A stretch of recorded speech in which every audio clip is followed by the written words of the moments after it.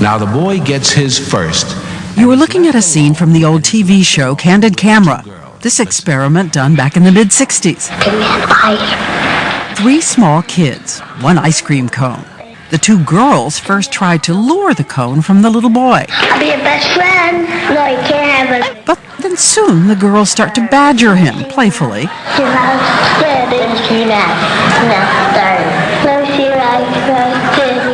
Until he gives in.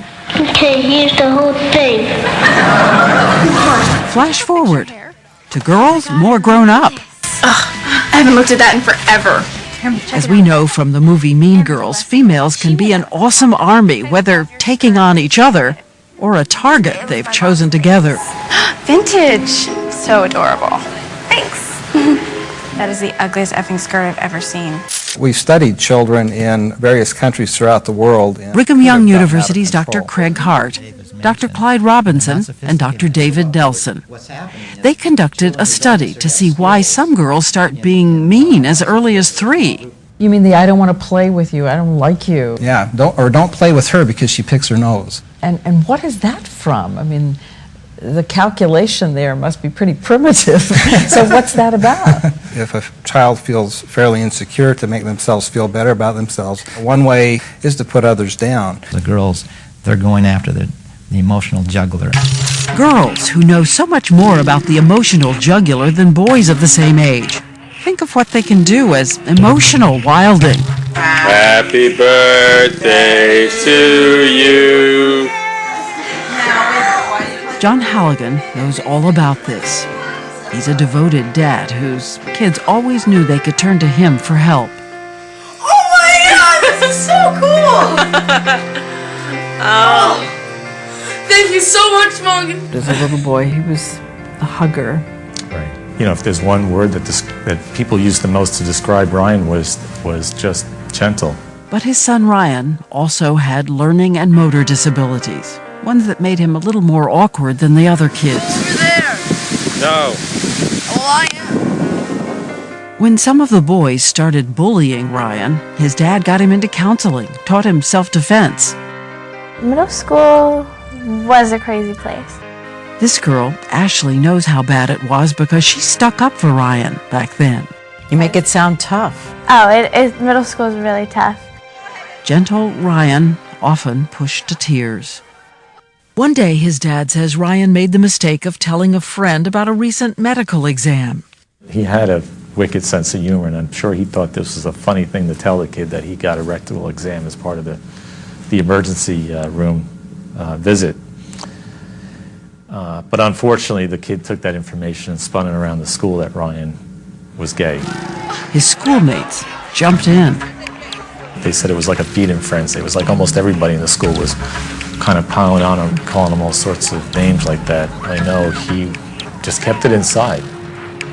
But there was an additional wound.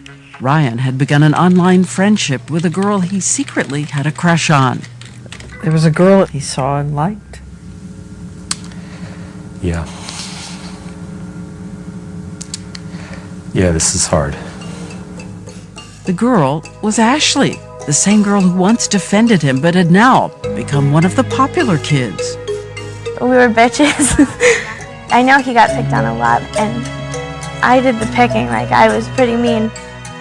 Biggest mistake, buying him a computer. Along with other girls, she pretended to like him to flirt with him online. How teasing? Like, we want you, and like stuff like that. Ryan started to believe Ashley might be interested. Then Ashley and her friends quickly turned it all around. When he sort of got interested, we're like, oh, well, we would never go for someone like you. I can't believe you would think that. Like, really, really cruel stuff. You're just a loser. I would never want anything to do with you. Like you're a loser? Yeah, like you're a loser. Ryan had no fists to defend against that. Well, after I had teased him online with my friend, and I told him that it was all a joke, and he said, girls like you are the kind of people that make me want to kill myself. And at the time, we were like, why would he say something like that?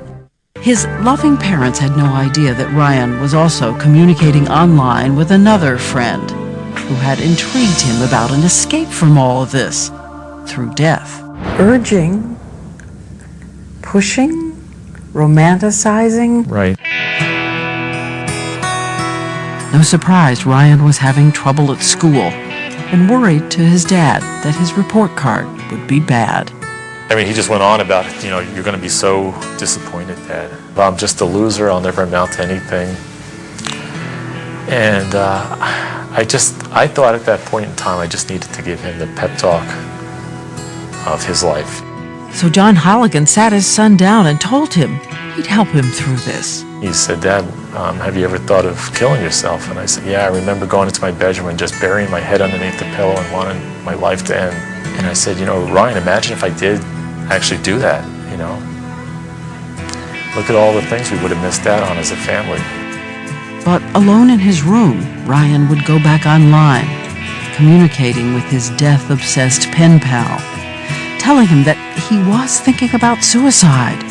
That pen pal answered, "It's about time." When his father was away on business, Ryan hanged himself. I hope I never receive a phone call like this again for the rest of my life. I was never prepared for what I heard on the other end. Johnny, you know, Ryan's dead.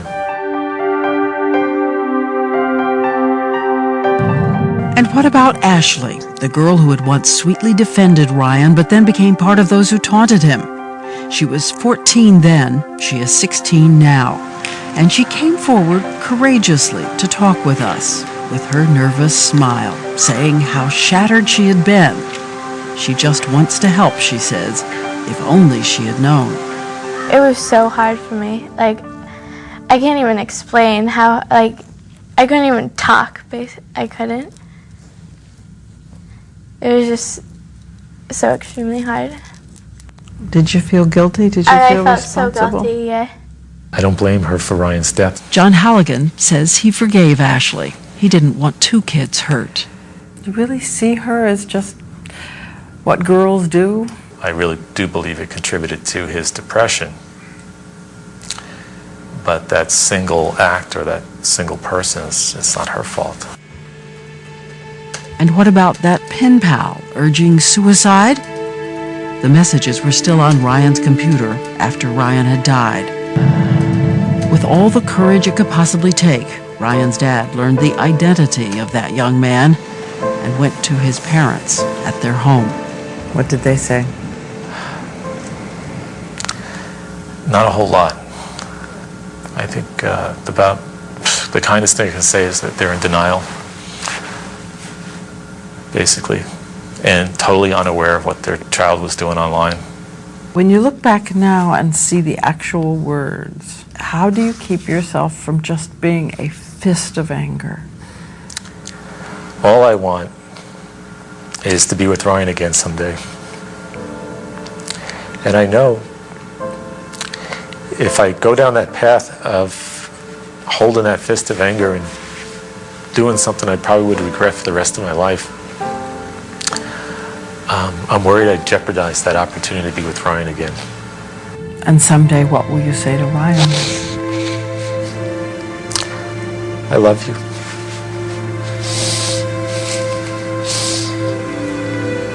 Boy, did I miss you.